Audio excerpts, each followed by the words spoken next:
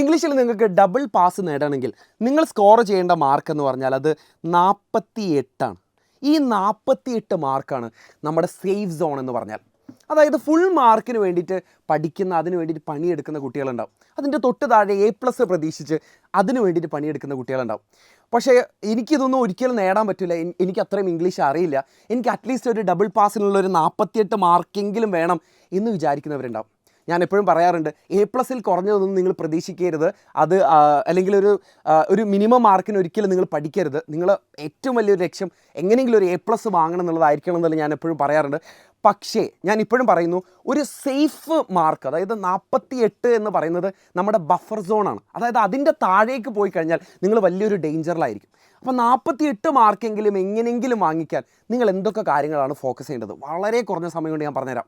നമുക്ക് മൊത്തം 19 ചാപ്റ്ററുകളാണുള്ളത്. ഈ 19 ചാപ്റ്ററുകളുടെ ബേസ് ചെയ്തിട്ടായിരിക്കും നമുക്കൊരു 45 മുതൽ 55 മാർക്കിന് വരെ ക്വസ്റ്റ്യൻസ് വരിക.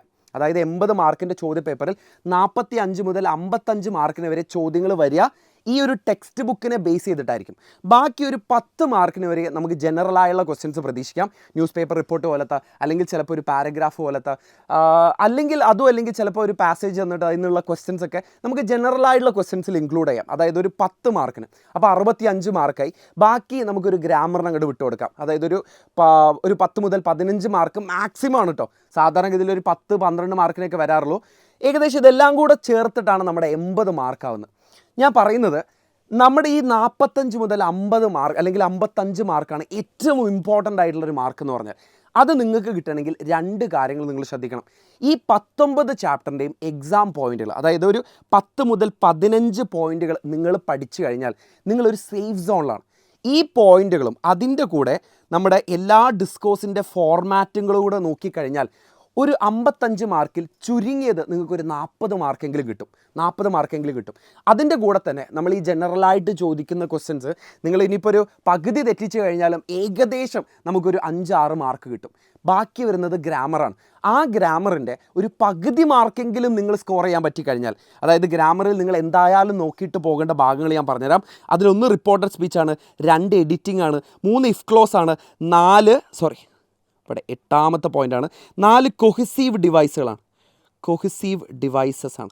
ഈ 4 ടോപ്പിക്കുകളെങ്കിലും നിങ്ങൾ പഠിച്ചു പോയി കഴിഞ്ഞാലല്ലേ ഗ്രാമറിൻ്റെ ഒരു 50% മുതൽ ഒരു 75% നിങ്ങൾക്ക് സ്കോർ ചെയ്യാൻ പറ്റും. എന്ന് വെച്ചാൽ ഇതെല്ലാം കൂടെ ചേർത്ത് കഴിഞ്ഞാലല്ലേ നിങ്ങളുടെ ഒരു ബെയർ മിനിമം മാർക്ക് എന്ന് പറഞ്ഞാൽ അതൊരു 55 മുതൽ 60ൻ്റെ ഒരു റേഞ്ചിലായിരിക്കും. ഇതാണ് നിങ്ങൾ ഏറ്റവും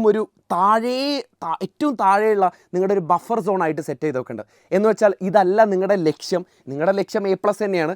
പക്ഷേ ഇതെങ്കിലും നിങ്ങൾ വാങ്ങണമെന്നുണ്ടെങ്കിൽ ഈ കാര്യങ്ങളൊന്ന് ശ്രദ്ധിച്ച് വെക്കുക. ഓക്കെ, ഇത് പരമാവധി പേരിലേക്കൊന്ന് ഷെയർ ചെയ്ത് കൊടുക്കുക. ഡബിൾ പാസ് എങ്കിലും വേണമെന്ന് ആഗ്രഹിക്കുന്ന ഫ്രണ്ടിനെ എന്തായാലും ഇതൊന്ന് ഷെയർ ചെയ്ത് കൊടുക്കുക. അപ്പോൾ എക്സാമിന് പൊളിച്ചെടുക്കുക, കോൺഫിഡൻ്റ് ആയിട്ടിരിക്കുക. നമുക്കിനി ഇന്നത്തെ ലൈവിൽ കാണാം. All the best. ബൈ.